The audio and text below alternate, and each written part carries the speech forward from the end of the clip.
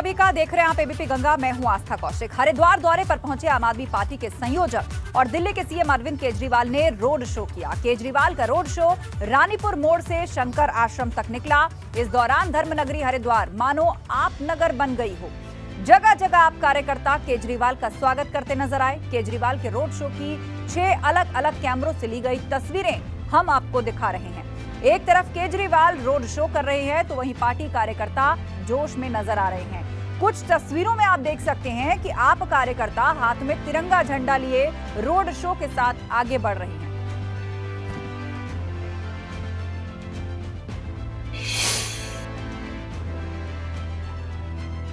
चुनावी मौसम में भी आम आदमी पार्टी वोटर्स को लुभाने के बड़े बड़े वादे कर रही है। इस बीच केजरीवाल ने मास्टर स्ट्रोक चल दिया है। अरविंद केजरीवाल ने कहा कि अगर राज्य में आम आदमी पार्टी की सरकार बनेगी तो हम दिल्ली की तरह यहां भी तीर्थ यात्रा योजना शुरू करेंगे और इसके तहत अलग अलग धामों के लोगों को फ्री में यात्रा करवाई जाएगी।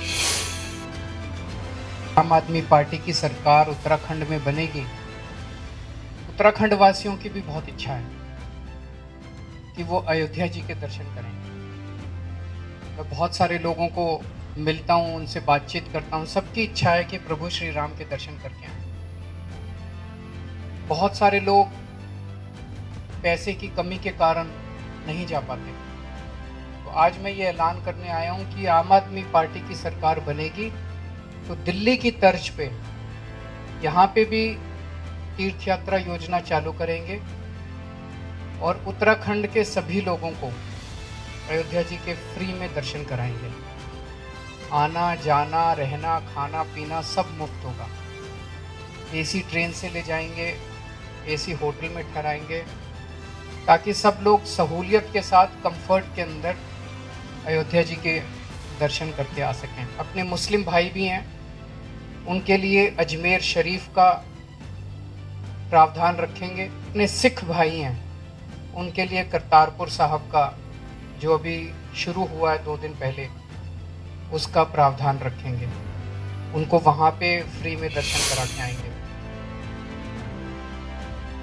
आम आदमी पार्टी ऑटो और टैक्सी चालकों पर भी सियासी डोरे डाल रही है। हरिद्वार दौरे पर पहुंचे अरविंद केजरीवाल ने कहा कि अगर उत्तराखंड में उनकी सरकार बनती है तो ऑटो चालकों की समस्याएं दूर की जाएंगी।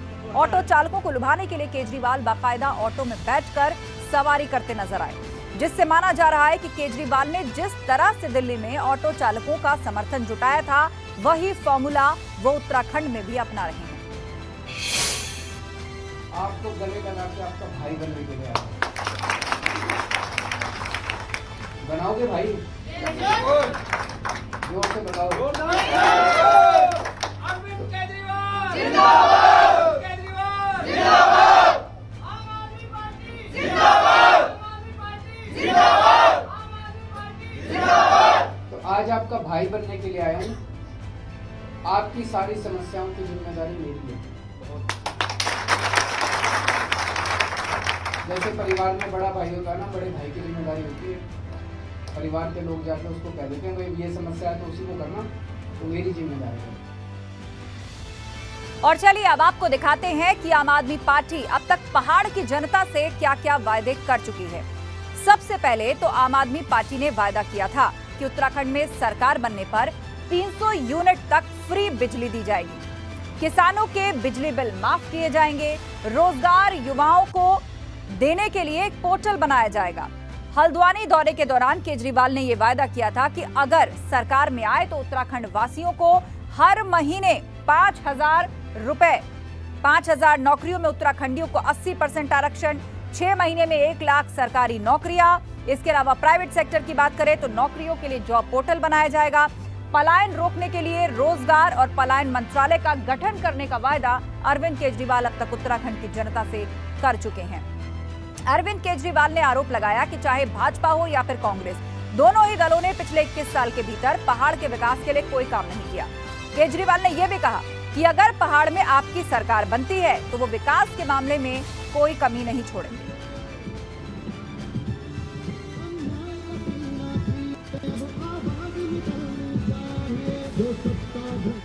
एक बार बीजेपी, एक बार कांग्रेस, एक बार बीजेपी, एक बार कांग्रेस, दोनों उत्तराखंड वासियों को लूट रहे हैं। पहली बार आम आदमी पार्टी आई है जो कह रही है कि अगर हमें वोट दोगे तो हम आपके स्कूल बनवाएंगे, हमें वोट दोगे तो हम आपके अस्पताल बनवाएंगे। कोई पार्टी, मैं आज आप लोगों को भी चैलेंज करता हूँ, इनसे जब इनकी प्रेस कॉन्फ्रेंस में जाओ, इनसे पूछ लेना कि भाई केजरीवाल आया था, कह रहा था स्कूल बनवाऊंगा, आप भी बनवाओगे क्या स्कूल?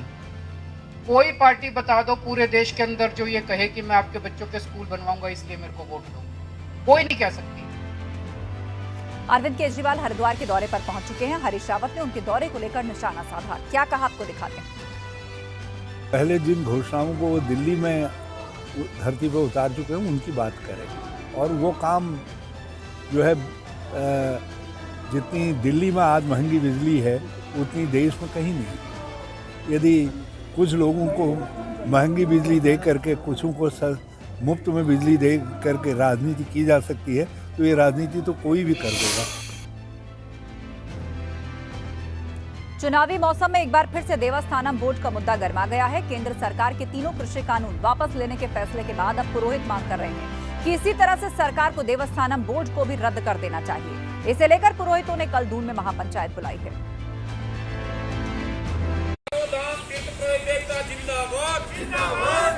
उत्तराखंड सरकार होश में आओ।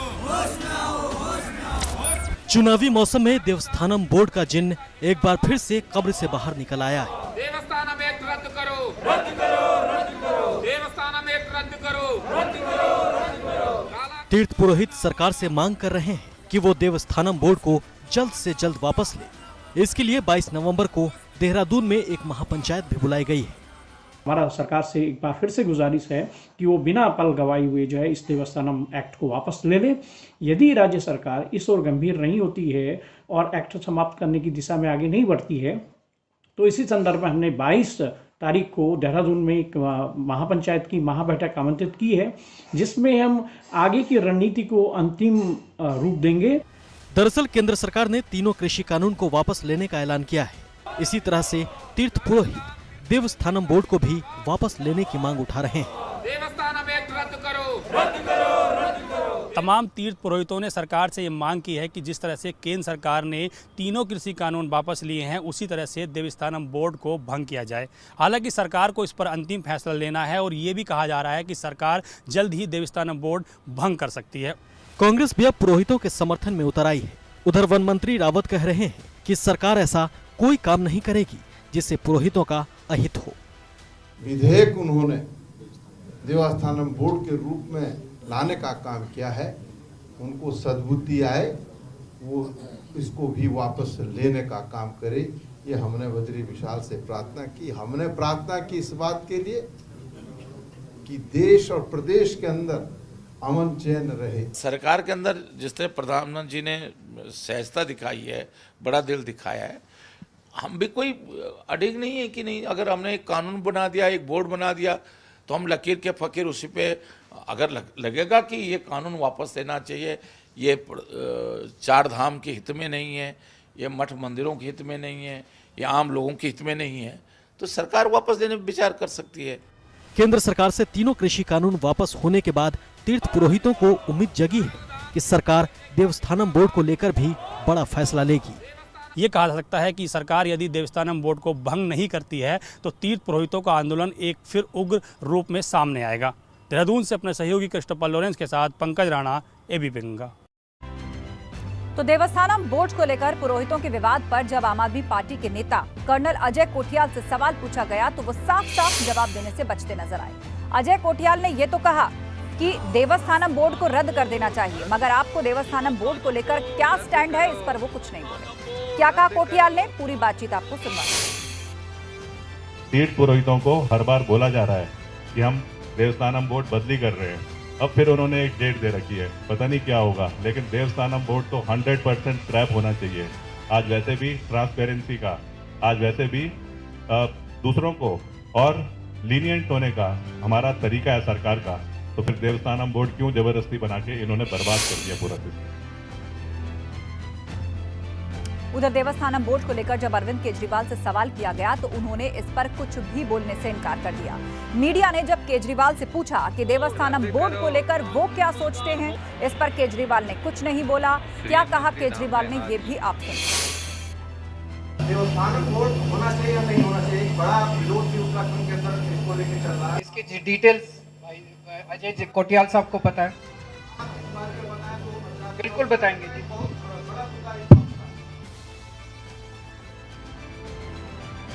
केजरीवाल और अजय कोटियाल के बयान आपने सुन लिए। अब सवाल ये है कि आखिरकार अरविंद केजरीवाल इस मुद्दे पर कुछ क्यों नहीं बोल पाए। अरविंद केजरीवाल आम आदमी पार्टी के सबसे बड़े नेता हैं। वो चाहे तो कुछ भी कह सकते थे, मगर उन्होंने देवस्थानम बोर्ड पर चुप्पी क्यों साध ली। सवाल ये कि क्या बाकी राजनीतिक दलों की तरह आम आदमी पार्टी भी देवस्थानम बोर्ड को लेकर दोहरा मापदंड लेकर चल रही है? अगर ऐसा है तो फिर आम आदमी पार्टी खुद को दूसरे दलों से अलग कैसे कह रही है? और केजरीवाल की इस चुप्पी से तीर्थ पुरोहित आखिरकार आम आदमी पार्टी पर क्यों भरोसा करेंगे? उधर इस बार कर्नल अजय कोटियाल के बयान के भी कुछ अलग ही मायने थे। कोटियाल ने यह तो कहा कि देवस्थानम बोर्ड रद्द होना चाहिए, मगर उन्होंने ये नहीं बताया कि आम आदमी पार्टी को देवस्थानम बोर्ड को लेकर दरअसल उसका क्या स्टैंड है। इस सीट से फिलहाल भाजपा के रघुनाथ सिंह चौहान विधायक हैं। इस सीट का सियासी इतिहास देखें तो अब तक कांग्रेस का ही यहां पर दबदबा रहा है।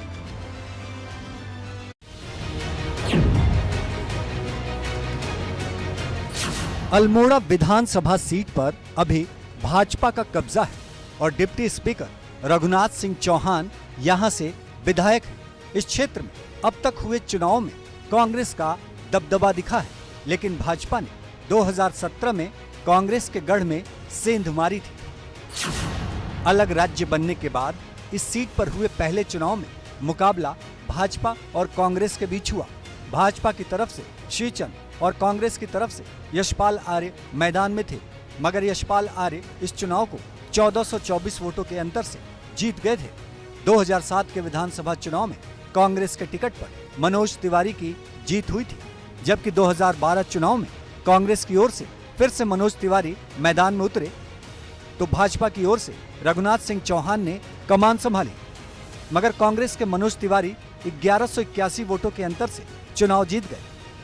2017 के विधानसभा चुनाव में पासा पलटा। मोदी लहर के बीच भाजपा के रघुनाथ सिंह ने मनोज तिवारी को पस्त कर दिया और जीत का स्वाद चखा। रघुनाथ सिंह चौहान का कहना है कि उन्होंने अपने विधानसभा क्षेत्र में विकास के काफी काम करवाए हैं। शिवर लाइन की बहुत ज़्यादा आवश्यकता थी। जब मैं यहाँ पहले विधायक बना था, शिवर लाइन का काम हमने किया था और तब से कोई भी सरकार ने शिवर लाइन को आगे बढ़ाया नहीं। आज 25 करोड़ रुपया शिवर लाइन का हम ले आए हैं। कोई गांव ऐसा नहीं है, 24 मोटर मार्ग का निर्माण हमारा चल रहा है। शिक्षा के क्षेत्र में उल्लेखनीय हमारा जो है कीर्तिमान स्थापित हमारे यहाँ किया कि शोभन सिंह जीना यूनिवर्सिटी यहाँ अल्मोड़ा बनी है। हमारे बच्चों को बाहर नहीं जाना पड़ेगा।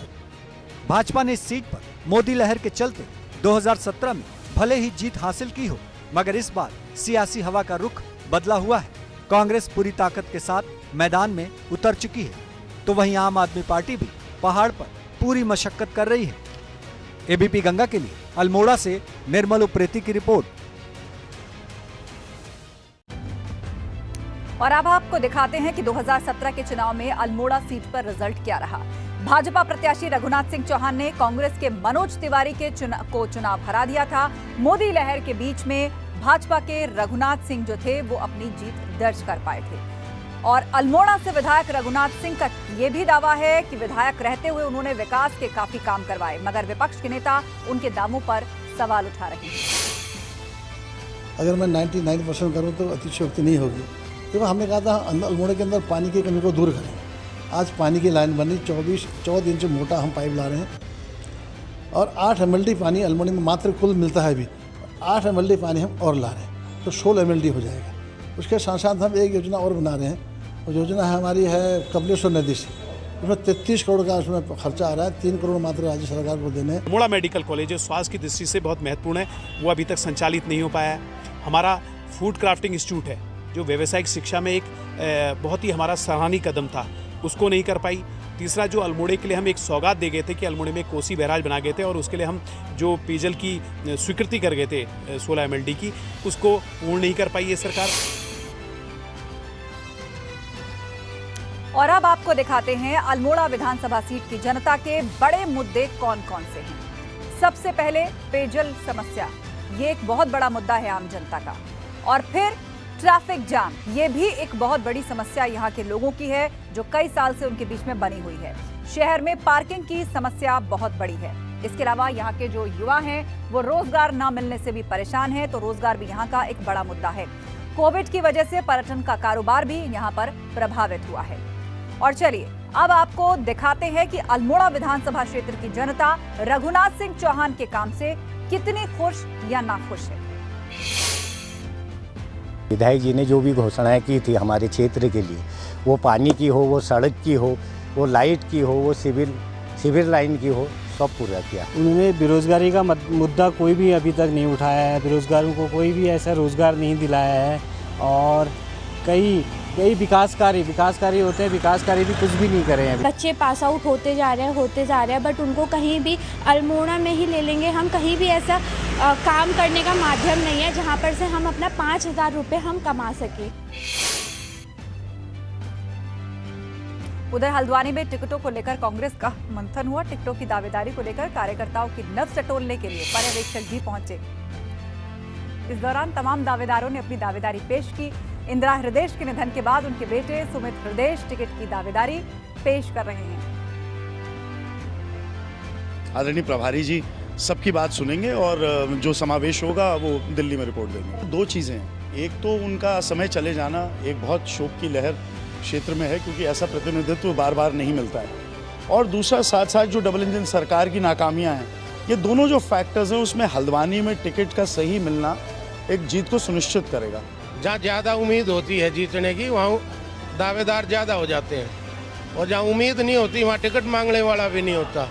तो हमने तो सिर्फ यही कहा है, और ये मैं यहाँ की बात नहीं कर रहा, मैं हर एक जगह की बात कर रहा हूँ कि भाई जहाँ भी जो एक तो मनमुटाव होता है, टिकट मांगने वाले बहुत हो जाते हैं। तो हमारा तो सबको यही कहना है कि सब इकट्ठे मिल करके और चुनाव लड़ें, जिसको भी टिकट मिलेगा उसकी सब सारे भाई मदद करें। उधर हरिद्वार में 2 दिवसीय राहुल प्रियंका गांधी सेना की राष्ट्रीय कार्यकारिणी मीटिंग का समापन हो गया है। इस मीटिंग में देश भर के अलग अलग राज्य से पदाधिकारियों ने अपनी बात रखी, जिसमें 5 राज्यों में होने वाले चुनावों को देखते हुए पार्टी के पदाधिकारियों ने संवाद किया। बैठक में जितने भी प्रस्ताव पारित हुए उन सबको राहुल गांधी के पास पहुंचाया जाएगा। साथियों ने कहा हम घर घर जाएंगे और चुनाव में इस सरकार की पोल खोलेंगे कि प्रधानमंत्री जी आपने कहा था जब हम सत्ता में आएंगे तो पेट्रोल डीजल आधा रेट हो जाएगा, महंगाई कम हो जाएगी, नौजवान को रोजगार मिलेगा, किसान खुशहाल होगा, व्यापार अच्छा बढ़ेगा और मजदूर कामयाब होगा।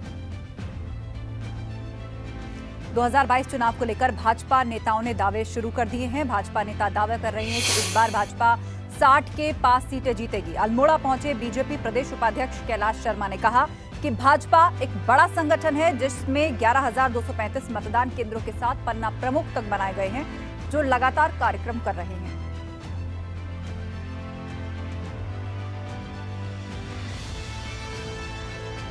भारतीय जनता पार्टी का जो नारा है अब की बार 60 पार, और हम उससे पूरी तरह से सफल होंगे, क्योंकि जहां हमारी दोनों सरकारें हैं और उसके साथ ही हमारा संगठन का भी अपना काम है।